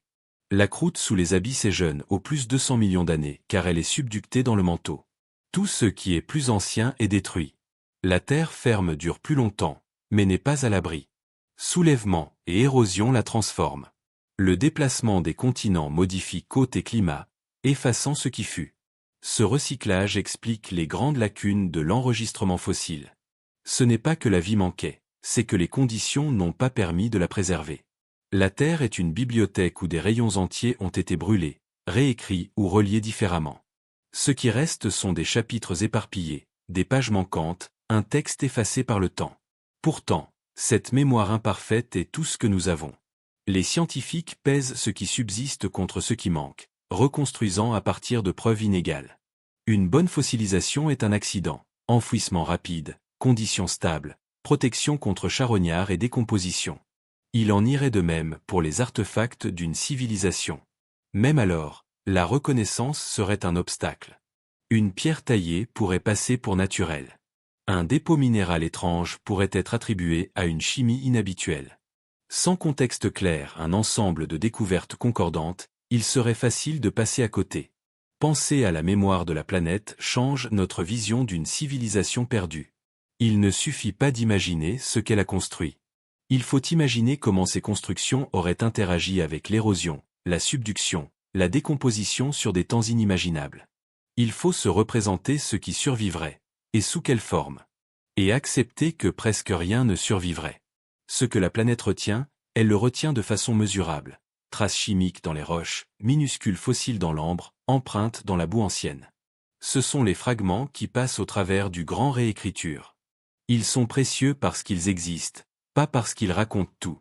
Le reste est perdu, comme s'il n'avait jamais été. C'est pourquoi nous ne pouvons être certains de ce que la Terre a accueilli avant nous. Si elle peut effacer presque tout ce que nous avons fait en quelques millions d'années, elle a pu faire de même pour d'autres. Sa mémoire est longue, mais sélective. Elle garde ses secrets avec soin. Si d'autres ont existé, des êtres qui rêvaient, construisaient, puis disparaissaient, leur présence ne serait plus que les signatures les plus ténues, si elles existent encore. La question est de savoir si nous sommes déjà passés devant ces signatures sans les voir, ou si elles attendent encore, enfouies, les conditions qui les révéleront. Cette possibilité nous conduit naturellement à nous demander quelle forme de vie aurait pu porter une telle intelligence. Quand nous évoquons l'âge des reptiles, nous voyons souvent les dinosaures des musées et des films, prédateurs gigantesques aux dents comme des lames, géants au long cou traversant les marais, troupeaux d'herbivores cuirassés balançant des queues comme des massues. Une vision de taille et de spectacle, où la force brute semble dominer. Mais le règne des reptiles a duré plus de 160 millions d'années. Il y avait de la place pour bien plus que la taille. Des niches pour des créatures petites, rapides, astucieuses. Pour des chasseurs misant sur la précision autant que sur la puissance. Pour des opportunistes s'adaptant à des environnements changeants de façon qui suggère plus que l'instinct. Si nous cherchons une civilisation antérieure à la nôtre, le Mésozoïque, apogée des dinosaures, est l'un des premiers lieux où se porte la curiosité. Non pour imaginer des tyrannosaures bâtisseurs, mais parce que l'évolution a eu le temps d'explorer d'innombrables formes. La diversité était extraordinaire, reptiles volants traversant des mers, reptiles marins régnant sur les océans, terrestres allant de la taille d'un poulet à celle de plusieurs bus. Parmi eux, des espèces petites au cerveau proportionnellement plus grand que leurs cousins géants. La taille du cerveau n'est pas tout, mais elle donne des indices. Chez les animaux modernes, un ratio cerveau-corps élevé va souvent avec des comportements complexes, une meilleure résolution de problèmes, plus d'adaptabilité. Certains théropodes petits, proches des oiseaux, avaient des cerveaux relativement grands. Ils avaient une vue perçante, une coordination fine, et parfois des indices de chasse coopérative ou de soins parental. Ces traits, sur assez de temps évolutif, pourraient fonder des structures sociales avancées. Les oiseaux sont des dinosaures vivants, et certains corbeaux, perroquets excellents dans la résolution de problèmes, outils, miroirs, transmission culturelle. Si les oiseaux modernes le font, leurs ancêtres auraient pu faire plus, dans des lignées aujourd'hui éteintes. Mais l'intelligence telle que nous l'entendons laisse peu de traces directes dans les fossiles. Un crâne révèle la forme du cerveau, pas les pensées. Nous devons chercher des indices indirects, traces de comportement social, colonies de nidification, migration complexe. Ces indices existent pour certains dinosaures, mais ils ne sont pas concluants. Même avec une lignée très intelligente, passer à la civilisation est un saut immense. Il faudrait non seulement de l'astuce, mais la capacité à modifier l'environnement de façon durable. Cela pose la question de l'anatomie. Les dinosaures n'avaient pas de mains manipulatrices. Certains avaient des griffes préhensiles, et leurs descendants les oiseaux ont bec et pieds agiles. Fabriquer des outils comme nous aurait été difficile. Mais pas impossible. Ils auraient pu développer une technologie adaptée, manipulation avec pieds et bouche, utilisation du paysage, construction coopérative. À quoi aurait ressemblé cette civilisation? On imagine des villages dans des vallées abritées, faits de végétaux, de boue ou de pierre. Des plateformes surélevées contre les inondations. Des sites de nidification agrandis sur des générations. Leur art aurait pu être des arrangements de plumes, coquilles, minéraux colorés, des motifs gravés dans le sol ou le bois. La préservation reste le problème. Matériaux organiques se décomposent vite. Même la pierre disparaît sur des millions d'années. Depuis la fin des dinosaures non aviaires, continents ont dérivé, montagnes se sont élevées et érodées, océans se sont ouverts et fermés. Tout ce qu'ils auraient construit aurait dû survivre à cela. Les chances sont minces. Pourtant, 160 millions d'années sont assez longues pour de nombreuses expériences évolutives. Notre lignée a produit l'intelligence une fois, en une fraction de ce temps. Il n'est pas absurde de penser qu'une autre lignée ait pu développer intelligence et culture. Si cela est arrivé, son héritage pourrait vivre non dans des ruines, mais dans les comportements de leurs descendants, les oiseaux qui nous surprennent encore par leur ingéniosité. L'âge des reptiles nous montre que l'intelligence peut surgir de façons inattendues, dans des formes très différentes de la nôtre. Elle n'est pas liée à un corps ou un rôle écologique particulier. Elle dépend de l'opportunité, de la combinaison juste, et du temps pour se développer. Penser à une lignée de dinosaures intelligents nous invite à élargir l'imagination. Elle nous demande d'envisager des civilisations sous des conditions inconnues, avec des corps et des sens étrangers, dans des mondes disparus. Cela mène aussi à une autre possibilité, celle d'une intelligence non terrestre, mais océanique. Si la Terre est agitée et oublieuse, les océans sont un mystère plus profond. Ils couvrent la majeure partie de la planète, cachent ses plus hautes montagnes et ses abysses. Nous n'avons exploré qu'une fraction infime de leur profondeur. Si une civilisation y avait existé, son histoire serait peut-être encore enfouie dans des lieux que nous n'avons presque pas regardés. Cette idée semble presque inévitable quand on considère les échelles de temps. La vie a commencé dans les océans bien avant de conquérir la Terre. Des organismes complexes y ont prospéré des centaines de millions d'années avant les premières forêts. Même après l'essor des écosystèmes terrestres, les mers ont continué leurs expériences évolutives, produisant des animaux d'une intelligence remarquable. Aujourd'hui, dauphins, baleines et certaines pieuvres montrent des capacités cognitives comparables à celles de nombreux mammifères terrestres. Ils résolvent des problèmes, communiquent de façon complexe, utilisent des outils, transmettent des comportements appris. Si l'intelligence a pu émerger ainsi dans plusieurs lignées marines en un temps relativement court, que se serait-il passé si l'une d'elles avait disposé de dizaines de millions d'années supplémentaires? Les océans offrent une stabilité que la Terre n'a pas. Pas de glaciers les raclant, pas d'élévation tectonique exposant leur fond. Ils changent de courant et de chimie, mais il y a toujours un refuge pour la vie. Pour une espèce aquatique intelligente, cela pourrait signifier un temps ininterrompu pour développer technologie et culture adaptées à l'eau. Notre concept de technologie repose sur feu, métal, pierre difficile sous l'eau. Mais la technologie n'a pas besoin de ressembler à la nôtre. Une civilisation marine aurait pu utiliser coquilles, corail, roches volcaniques, fibres végétales, ou cultiver des organismes vivants. Elle aurait pu modeler le fond marin, abri dans grottes ou tranchées, jardins d'algues, élevage de coquillages. Son art aurait pu être des motifs de coquilles colorées visibles seulement sous certains angles, ou des structures coralliennes grandies sur des décennies. Sa communication aurait pu reposer sur son, lumière, chimie plus efficace dans l'eau. Les baleines communiquent sur des milliers de kilomètres avec des sons graves. Les organismes bioluminescents signalent par des flashs. Une espèce intelligente aurait pu bâtir des langues complexes à partir de cela, sans besoin d'écriture. Les traces seraient fragiles. Les matériaux organiques se décomposent vite dans l'océan. Corail et coquilles durent des siècles, mais sur des millions d'années ils se dissolvent ou s'enfouissent. Le fond océanique est jeune, au plus 200 millions d'années. Une civilisation plus ancienne aurait vu son territoire détruit. Mais des traces pourraient survivre dans d'anciennes zones côtières aujourd'hui, émergées par tectonique. Nous trouvons déjà des fossiles marins dans des déserts ou des montagnes. Une structure côtière aurait pu être enfouie dans des sédiments, attendant d'être découverte. Les indices chimiques seraient un autre signe, altération de l'environnement marin par agriculture, construction ou énergie, laissant des traces dans les sédiments. Nous voyons déjà comment notre activité marque les océans, azote des engrais, métaux lourds, microplastiques. Une civilisation marine aurait pu laisser des signatures similaires.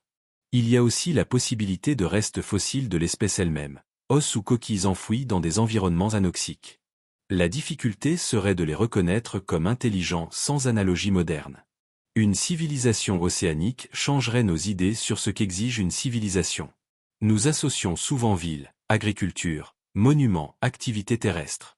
Dans la mer, les ressources sont tridimensionnelles. La mobilité pourrait primer sur la permanence. Une culture aquatique aurait pu n'avoir pas de cité fixe, mais des rassemblements temporaires saisonniers. Son histoire aurait pu être portée par mémoire, chant ou comportement génétique, laissant peu de traces. Elle aurait pu interagir avec la terre, récolte sur plage ou falaise, modification du rivage. Ces interactions laisseraient des traces plus durables, arrangement de pierres, coquilles accumulées en amas complexes. Les océans sont abondants et dangers, nourriture riche, mais prédateurs, tempêtes, courants changeants. Une intelligence marine aurait appris à anticiper ces changements, à transmettre ce savoir. Comme chez les baleines et dauphins actuels, les liens sociaux auraient pu être profonds, coopératifs, au-delà de l'instinct. Si une telle civilisation avait existé, sa disparition serait encore plus difficile à détecter. L'environnement même qui la soutenait la dissimulerait, tempêtes détruisant, courants dispersant, géologie avalant. Il ne resterait peut-être qu'une anomalie chimique dans une couche sédimentaire, ou quelques fossiles méconnus. Pourtant, l'océan est patient. Il a accueilli la vie depuis l'origine et continuera longtemps après que les continents aient changé de forme. Il a prouvé qu'il peut nourrir l'intelligence, et plus d'une fois dans notre ère. Si elle peut surgir plusieurs fois en peu de temps, elle a peut-être surgi avant, sous des formes que nous ne pouvons qu'imaginer. Cette réflexion nous ramène à la Terre, aux autres candidats possibles, des créatures qui n'ont pas dominé comme les dinosaures ou rempli les abysses, mais qui auraient pu atteindre la complexité avant nous. Les stars de la préhistoire sont souvent celles qui ont laissé les plus gros os, dinosaures, mammouths, tigres à dents de sabre. Mais l'histoire de la Terre a été écrite en grande partie par des animaux plus modestes, ceux qui occupent les interstices entre spectaculaire et ordinaire. Parmi eux, il est possible que certaines espèces aient atteint une intelligence et une coopération qui n'ont jamais figuré dans nos musées. Appelons-les les bâtisseurs oubliés. Ils n'auraient pas régné sur de vastes écosystèmes ni été des prédateurs suprêmes.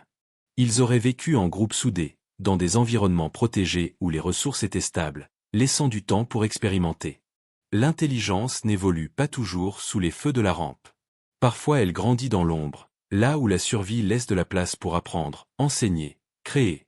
Aujourd'hui, nous voyons les prémices de comportements civilisés chez d'autres espèces. Castors modifiant rivières et paysages pour leurs barrages, oiseaux tissant des nids aux styles régionaux, primates transmettant des techniques d'outils, fourmis et termites bâtissant des cités souterraines ou des monticules avec ventilation et chambres spécialisées. Aucune ne franchit pleinement le seuil, mais elle montre comment pression environnementale et sociale peuvent poser les bases de quelque chose de plus. Un bâtisseur oublié aurait pu combiner ces traits, manipulation de l'environnement, résolution de problèmes, transmission culturelle. Il n'aurait pas eu besoin de dominer le globe. Il aurait pu prospérer dans un espace limité, adaptant son milieu sans laisser de traces évidentes des millions d'années plus tard. Sa forme aurait pu être n'importe quoi, petit mammifère aux pattes agiles, grand oiseau au bec et pieds forts, reptile ou amphibien aux membres précis dans un milieu humide. Le point commun, la capacité à modifier intentionnellement et répétitivement son entourage. Leur construction n'aurait pas ressemblé aux nôtres, abris tissés de fibres végétales, chambres creusées renforcées d'argile, branches entrelacées. Ces matériaux périraient vite dans des climats humides. Sur des millions d'années, même les motifs de sol qu'ils laissaient seraient effacés par érosion, inondation, mouvements géologiques. Les traces seraient indirectes, altération des flux d'eau laissant des sédiments inhabituels, culture de plantes donnant des pics de pollen localisés, chasse spécialisée laissant des accumulations d'ossements distinctives. Mais ces signes sont ambigus. La nature imite l'intelligence, rivières changeant de cours, graines dispersées par vent ou animaux, accumulation d'os par prédateurs. Distinguer le délibéré de l'accidentel est l'une des tâches les plus ardues de l'archéologie, et plus on remonte, plus c'est difficile. Nous mesurons l'intelligence par nos standards, langage, art symbolique, outils complexes. Mais il pourrait y avoir d'autres expressions qui ne laissent pas d'artefacts évidents, traditions orales élaborées, cartographie mémorielle des paysages, rassemblements saisonniers pour partager le savoir. Des cultures qui disparaissent entièrement avec leurs porteurs. Il est possible que certaines lignées que nous voyons aujourd'hui comme ordinaires aient été capables de plus. L'évolution n'est pas une progression linéaire. C'est un arbre ramifié où des traits apparaissent, disparaissent, réapparaissent. Une espèce peut développer une haute intelligence puis la perdre si elle n'est plus avantageuse. Si cela est arrivé, les traces seraient si ténues que nous ne saurions pas où chercher. Ces bâtisseurs auraient pu coexister avec d'autres espèces intelligentes, peut-être en compétition. L'enregistrement fossile montre des périodes où plusieurs grands animaux cohabitaient. Une espèce plus adaptable aurait pu supplanter les autres avant qu'elle laisse une marque significative. Dans notre temps, nous voyons des cultures disparaître rapidement face à la compétition, au changement climatique ou à la maladie. Des langues s'éteignent en une génération. Sur des millions d'années, une civilisation entière, surtout petite ou localisée, pourrait s'effacer sans laisser plus qu'un murmure. S'ils ont existé, ces bâtisseurs auraient pu être d'une adaptabilité remarquable, trouvant des solutions uniques, domestication d'animaux inconnus, culture de plantes éteintes, modification de paysages méconnaissables aujourd'hui. À leur époque, ils auraient pu être aussi innovants que nous, même si leur civilisation ne ressemblait pas à la nôtre. Penser à eux invite à l'humilité. L'histoire du vivant est bien plus vaste que la nôtre. Intelligence et culture ont pu fleurir sous de multiples formes. Notre monde n'est qu'une possibilité parmi d'autres. Cette idée nous pousse aussi à revoir notre façon de chercher le passé. Au lieu de chercher des monuments ou des outils de métal, nous pourrions traquer des motifs subtils, chimie du sol modifiée, concentration inhabituelle de plantes ou animaux, anomalies géologiques. Nous pourrions apprendre à voir le délibéré là où nous voyons le hasard. Si nous acceptons qu'une civilisation ait pu exister sur Terre sans ruines évidentes, il devient plus facile d'imaginer des histoires similaires dans d'autres milieux. Pentes montagneuses, oasis, lieux où le paysage était leur principal outil. Cela nous conduit à la science de détecter des traces si faibles qu'elles se fondent dans le bruit de fond de l'histoire terrestre.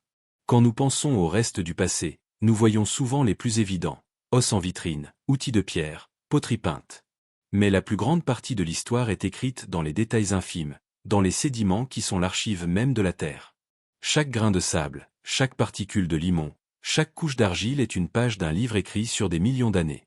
Certaines pages sont fanées, certaines effacées, certaines absentes. Les sédiments se forment partout, rivières, lacs, fonds marins, déserts, pieds des montagnes.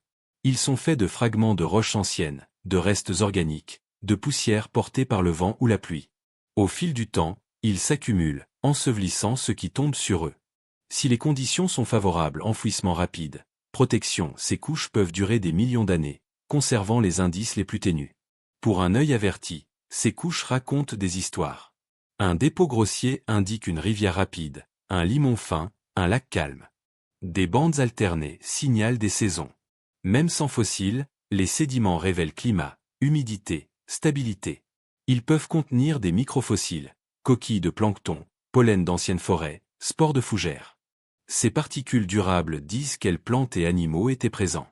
Un pic de pollen indique une plante devenue abondante, une chute, sa disparition par climat, catastrophe, ou arrivée d'un nouveau facteur. Pour qui cherche une civilisation perdue, c'est souvent là que mène la piste, non vers des ruines grandioses, mais vers des changements subtils dans l'environnement qui pourraient suggérer une influence intelligente.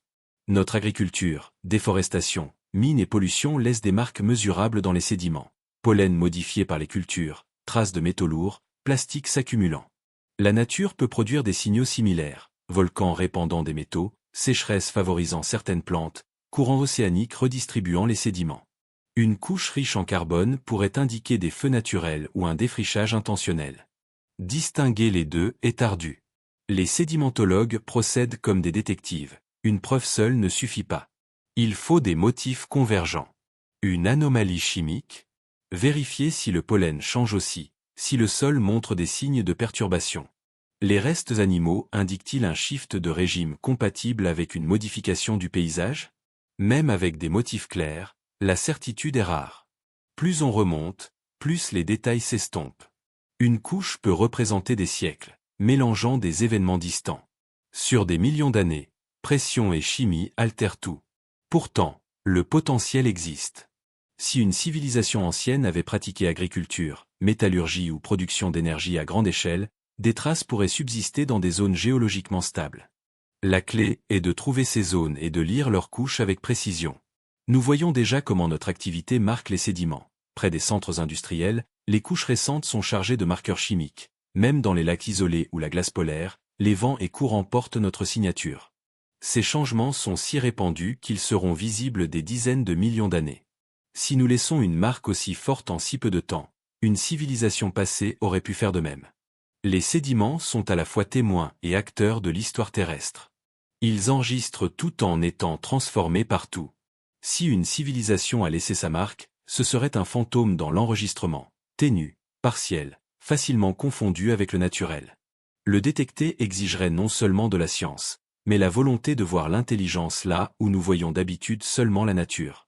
Et si ce fantôme était reconnu, cela bouleverserait notre place dans l'histoire. Nous ne serions plus les premiers à marquer la Terre de façon durable, mais un maillon parmi d'autres, séparés par des abîmes de temps que seuls les sédiments se souviennent. Cela nous mène à une autre piste, les signatures chimiques cachées dans les matériaux les plus anciens de la Terre. Tout ce que nous faisons laisse une trace chimique. Chaque feu produit des composés spécifiques. Chaque usine libère des sous-produits. Chaque mine déplace des minéraux. Ces traces se dispersent, se déposent, se fixent parfois dans la géologie pour des durées inimaginables. Même les phénomènes naturels, volcans, inondations, glaciers laissent des signatures distinctes. La Terre est stratifiée de ces marqueurs, chacun racontant ce qui s'est passé. C'est pourquoi les chercheurs d'une civilisation perdue pensent autant à la chimie qu'aux fossiles. Une signature chimique survit quand les structures physiques s'effacent. Elle voyage plus loin que les os ou les outils. Elle outrepasse l'espèce qui l'a créée, attendant dans une couche rocheuse qu'on la mesure. L'astuce est de savoir ce qui est anormal, quel motif est improbable sans intervention intelligente. Nous avons déjà créé de tels motifs. La révolution industrielle a laissé des pics de plomb, cuivre, zinc dans les sédiments mondiaux. Les essais nucléaires ont répandu des isotopes radioactifs détectables des millions d'années. Ces marqueurs définiront notre ère pour les géologues futurs. Pour une civilisation plus ancienne, les motifs seraient différents, autres sources d'énergie, autres matériaux. On chercherait des combinaisons rares dans la nature mais courantes dans l'industrie. Il faudrait exclure les causes naturelles, volcans libérant soufre et mercure, impact météoritique dispersant iridium. Une autre signature possible est l'altération isotopique du carbone. Les combustibles fossiles ont des ratios spécifiques. Leur combustion modifie l'atmosphère, enregistrée dans anneaux d'arbres, glaces, sédiments. Une civilisation brûlant du charbon ou du pétrole laisserait un signal similaire. L'exploitation minière laisse aussi des traces, concentration de métaux dans des déchets qui lessivent dans le sol. Une anomalie localisée pourrait survivre dans les sédiments. Les matériaux synthétiques que nous avons inventés, plastique, polymères, n'existaient pas. Ils se dégradent en particules microscopiques qui pourraient rester reconnaissables. Une civilisation différente aurait pu créer ses propres matériaux uniques, apparaissant aujourd'hui comme des inclusions minérales étranges. Ces signatures se chevauchent souvent avec d'autres indices. Un pic de métal coïncidant avec un changement de pollen suggère défrichage et extraction. Une corrélation renforce le cas. L'absence de telles preuves ne prouve rien. Une civilisation en harmonie avec son environnement, sans combustion massive ni extraction intensive, laisserait peu de traces chimiques. Son legs se fondrait dans le bruit naturel. C'est ce qui rend la recherche fascinante. Les signes pourraient être criants ou imperceptibles. L'enregistrement chimique n'est pas uniforme. Certains milieux préservent bien, fonds océaniques, lacs, glaces. D'autres sont perturbés en permanence. Même si nous trouvons une anomalie, il faut la contextualiser. Est-elle unique? S'aligne-t-elle avec des cycles connus? Nous avons peut-être déjà des anomalies classées comme curiosité, faute du bon cadre. Avec les progrès analytiques, détection à l'échelle du trillion, nous voyons des subtilités invisibles auparavant. Chaque avancée augmente les chances de repérer un motif qui échappe au rythme naturel. Mais les signatures chimiques ne suffisent pas seules. Il faudrait les combiner avec d'autres lignes, motifs sédimentaires, changements fossiles, données climatiques. Cela mène aux rares tentatives scientifiques sérieuses sur cette question, l'hypothèse silurienne. L'hypothèse silurienne n'affirme pas qu'une telle civilisation a existé. C'est un exercice de pensée. Si une société industrielle intelligente avait prospéré sur Terre des millions d'années avant nous, pourrions-nous en trouver des traces? Et lesquelles? Le nom vient d'une émission britannique des années 1970, avec des reptiles intelligents appelés siluriens. Les scientifiques qui ont popularisé le terme n'y croyaient pas. Ils l'ont emprunté comme une référence amusante à une question grave. Gavin Schmidt, climatologue, et Adam Frank, astrophysicien, l'ont formulé dans une perspective planétaire. Comment une civilisation laisse-t-elle des marques durables sur son monde? Comment les détecter, sur Terre ou ailleurs, comme Mars? Ils notent que notre industrie a déjà modifié la planète de façon détectable. Atmosphère altérée, isotopes de carbone modifiés, composés synthétiques, résidus miniers. Ces changements persisteront des millions d'années, marquant l'Anthropocène. Si une civilisation antérieure avait connu sa propre industrialisation, des signatures similaires pourraient subsister dans l'enregistrement profond. Mais il souligne les difficultés. Érosion, subduction, décomposition effacent presque tout sur des dizaines de millions d'années. C'est pourquoi il se concentre sur les indices indirects, chimiques et isotopiques. L'industrie produit des combinaisons d'éléments rares naturellement. L'agriculture modifie pollen et sol. Les combustibles fossiles altèrent les isotopes de carbone. Ils ont cherché des anomalies dans l'enregistrement, pics d'éléments, shift isotopiques, événements climatiques inexpliqués. La plupart ont des causes naturelles. Mais certains restent ambigus. Ils insistent, notre propre histoire est un avertissement. Si nous disparaissons, nos structures physiques s'effaceront vite. Seuls les changements chimiques dureront, et même finiront par s'estomper. Cette perspective recentre la recherche, non sur des ruines, mais sur la chimie planétaire. Elle élargit la chronologie. Des civilisations auraient pu exister il y a des centaines de millions d'années, sous des continents et climats différents. L'hypothèse silurienne ne prétend pas que cela est arrivé. Elle définit les limites de ce que nous pouvons savoir. Elle reconnaît que l'absence de preuve n'est pas preuve d'absence, mais pose des bornes. Certains marqueurs devraient survivre. Leur absence dit quelque chose. Ce cadre s'applique aussi au futur. Comment notre signature évoluera-t-elle? À d'autres mondes, reconnaîtrons-nous les traces de civilisations non humaines? L'hypothèse est un miroir. Elle nous montre notre impact vu d'un futur lointain. Elle nous rappelle que nous ne sommes pas les premiers à modeler la Terre, et que le temps efface même les marques les plus nettes. S'il reste une chance que des échos d'une civilisation oubliée subsistent, une question suit naturellement. Si elles avaient un langage, une culture, des échanges à travers le temps, pourrions-nous les comprendre? Le langage est une transmission structurée d'informations. Il peut prendre des formes qui nous sont étrangères. Une civilisation antérieure aurait pu avoir un système si différent que nous ne le reconnaîtrions pas. Le langage est façonné par la biologie, notre appareil vocal, notre audition, notre vision. Une espèce différente aurait pu utiliser des fréquences inaudibles, des couleurs hors spectre, des signaux chimiques ou tactiles.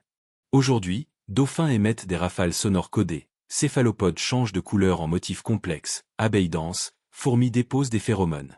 Sans les voir en action, nous ne comprendrions pas. Un langage écrit alien pourrait être multidimensionnel, lisible seulement dans l'eau, en ultraviolet, ou au toucher. Sans contexte, il ressemblerait à des marques aléatoires. Traduire exigerait une clé comme la pierre de Rosette. Sans elle, même un langage humain apparenté prend des décennies. Pour un langage non humain, le fossé serait abyssal, concept sans équivalent, référence à un monde disparu. Il est possible que nous ayons déjà rencontré des vestiges d'un tel langage sans le voir. Des motifs rocheux, arrangements de coquilles, anomalies chimiques, classés comme naturels. Même si nous reconnaissions un motif délibéré, le comprendre exigerait de relier symbole au réel. Sans référence commune, c'est presque impossible. Leur communication aurait pu être éphémère, signaux destinés à s'effacer, comme des phéromones. Seules les adaptations biologiques pour les produire subsisteraient. Pourtant, l'existence d'un langage dirait l'essentiel, capacité à partager l'abstrait, coordonner, planifier, se souvenir. Il aurait façonné leur société, peut-être leur évolution. Comprendre exigerait de reconstruire leur monde sensoriel et culturel. Plus on remonte, plus ce monde est alien. Si elles avaient un art, des récits, cela aurait pu être un moyen de transmission. L'art est un reflet de l'imagination, prendre l'interne et le rendre partagé. Nous voyons des comportements artistiques chez d'autres espèces, oiseaux à berceau décorant des structures, baleines chantant des chants évolutifs, primates arrangeant des objets. Une civilisation antérieure aurait pu avoir son art, esthétique sans utilité immédiate. Mais l'art est fragile, peinture, bois, tissu se décomposent. Même la pierre s'use. Ce qui survit dépend de circonstances exceptionnelles. S'ils utilisaient des matériaux périssables ou des performances, rien ne resterait. Pourtant, des indices indirects pourraient subsister, pigments minéraux inhabituels, arrangements de coquilles, usure sur outils. Sans contexte, nous les cataloguerions comme anomalies. Leur art aurait pu être vivant, plantes modelées, bioluminescence, displays saisonniers. Des traces pourraient être des patterns de croissance fossilisés ou des accumulations inhabituelles. L'art croise l'enregistrement, sculpture incarnant mythe, motifs encodant observation. Même sans décodage, leur existence indiquerait un esprit allant au-delà de la survie. Le fait que nous n'ayons rien trouvé ne signifie pas qu'il n'y avait rien. Cela signifie que nous ne reconnaissons pas encore. La Terre est vaste, notre exploration des couches anciennes est jeune. Si leur art renforçait liens et identité, son absence est une perte. Mais son inexistence n'efface pas la possibilité. Nous pourrions inférer un art à partir d'autres signes, sophistication culturelle impliquant une dimension esthétique. Pour y arriver, il faut considérer comment une telle société aurait pu naître, prospérer, puis disparaître. Toute civilisation suit un arc, conditions favorables, croissance, complexité, puis vulnérabilité quand les conditions changent. Il faut stabilité, ressources, coopération, spécialisation, tradition, coordination, expansion, échange, conflit. Mais la croissance rend vulnérable. Changement climatique, épuisement, instabilité interne. Une technologie avancée amplifie les erreurs. Le déclin peut être rapide ou lent, contraction, perte de savoir, disparition des derniers groupes. Ou catastrophique, astéroïdes, volcans, tectoniques. La fin transforme la civilisation en histoire, puis en mystère. Les traces s'effacent. Ce qui reste pourrait être des changements écosystémiques, legs génétiques, signatures chimiques. Si une civilisation a existé, elle a peut-être disparu lors d'un cataclysme qui a presque effacé la vie. Penser au passé profond nous renvoie à nous-mêmes. Nous voyons notre présent à travers le miroir d'une civilisation hypothétique. Cela rapetisse notre ego. Si d'autres se sont crus éternels et ont disparu, que dit cela de nous? Ce n'est pas fataliste, mais humble. La survie dépend d'équilibre, croissance et durabilité, ambition et prudence. En imaginant comment elles nous apparaissent fragmentées, méconnaissables, nous voyons comment nous pourrions apparaître à nos successeurs. Notre legs le plus durable pourrait être nos altérations chimiques, pas nos œuvres. Si une civilisation antérieure a laissé une marque similaire, ce qui survit n'est peut-être pas son apogée, mais son impact le plus profond. Le miroir déforme aussi, nous projetons nos valeurs sur elles. Leur progrès aurait pu être cyclique, non linéaire, leur succès mesuré en équilibre, non en croissance. Pourtant, le rythme émergence, floraison, déclin semble universel. Tout système vivant prospère dans des conditions, faiblit quand elles changent. L'imagination et la science se mêlent ici. Nous n'avons pas de preuves, mais nous connaissons les forces qui effacent. Cela ne prouve pas, mais dit que si cela est arrivé, leur destin aurait pu ressembler au nôtre. Le temps édite sans pitié. Sur des millions d'années, presque tout disparaît. Ce qui reste pourrait raconter survie, adaptation ou effondrement. Il y a du réconfort dans ce continuum. Nous ne sommes pas un pinacle unique, mais une expression parmi d'autres. Cela ne diminue pas nos réalisations, cela les encadre dans une histoire plus ancienne. Cela nous invite à réfléchir à notre legs, pas seulement matériel, mais le monde que nous laissons. Si nous pouvions voir à travers le miroir, nous apprendrions peut-être leurs leçons trop tardives, ou elles apprendraient des nôtres. Si le cycle est inévitable, notre connexion avec elle est l'expérience partagée, deux sociétés sur le même sentier fragile, séparées par le temps, liées par les mêmes lois. L'idée de civilisation passée semble isolée. Mais plus on observe les rythmes du vivant, plus elle devient une question de motif. Si l'intelligence a surgi une fois, pourquoi pas plusieurs? Et si elle forme un cycle, émergence de civilisation remodelant la planète, puis disparition? L'intelligence brute n'est pas rare. Elle existe chez pieuvres, corbeaux, éléphants. La civilisation est intelligence appliquée à des projets collectifs durables, avec technologie cumulative. Sur plus d'un demi-milliard d'années de vie complexe, de multiples innovations ont surgi plusieurs fois. Pourquoi pas la civilisation? Nous pourrions être la dernière en date d'une série, chacune laissant des traces de plus en plus ténues. Les cycles pourraient être séparés par des dizaines de millions d'années, continents déplacés, climats changés, traces effacées. Certains cycles pourraient éviter l'industrie lourde, laissant peu de marques. Qu'est-ce qui déclenche ces cycles? Convergence rare ou tendance évolutive? Liée à extinction, qui ouvre des niches. Si cycle il y a, nous sommes entre deux, héritiers d'un passé possible, exemple ou avertissement pour un futur. Cela pose la question de ce qui survit entre cycles. Une connaissance transmise? Ou chaque fois un recommencement? C'est une idée que peu explorent longtemps. Imaginer le monde sans nous est pourtant révélateur. Si nous disparaissons demain, que se passe-t-il? Systèmes électriques défaillants, centrales s'arrêtant, satellites tombant lentement. Eau contaminée, nourriture pourrissant, animaux domestiques livrés à eux-mêmes. La nature reprendrait vite, plantes envahissant béton, faune retournant en ville. En décennies, les villes deviendraient forêts ou prairies. En siècles, ponts effondrés, tours écroulées. Nos traces les plus durables seraient chimiques, isotopes altérés, plastiques, métaux lourds. Une couche mince mais distincte dans les sédiments. Cela montre à quel point nos œuvres sont éphémères. Si des civilisations nous ont précédés, leurs traces ont pu être effacées aussi vite. Cela nous force à choisir notre legs, matériaux, énergie, interaction avec le vivant. Si notre marque est la dégradation, notre histoire sera lue comme un avertissement. L'absence de nous n'impliquerait pas la fin de l'intelligence. La vie rebondit après les pertes. De nouvelles espèces pourraient évoluer vers l'intelligence. Le cycle reprendrait. Il y a du réconfort à laisser certaines questions sans réponse. Cela garde la place pour l'émerveillement, pour l'imagination. Le mystère nous humilie, nous ne sommes pas les seuls possibles. Il nous relie à une histoire plus vaste. Il protège aussi, il nous empêche de croire que nous sommes l'alpha et l'oméga. Si d'autres ont existé, d'autres pourraient venir. Nous sommes un maillon. Le présent est le seul moment que nous vivons vraiment. Nous héritons de milliards d'années, et nous avons les outils pour comprendre plus que quiconque avant nous. Nous avons des choix. Notre impact est immense. Nous pouvons amplifier ou limiter les dommages. Nous pouvons laisser une rupture ou une trace plus douce. Ce moment est critique. Nous voyons les pressions monter, les opportunités aussi. Si nous pouvons prolonger le cycle, c'est maintenant. Le présent et tout passé et futur se rencontrent. C'est là que nous agissons, même sans réponse définitive. Nous pouvons préserver ce qui compte, façonner un message pour le futur.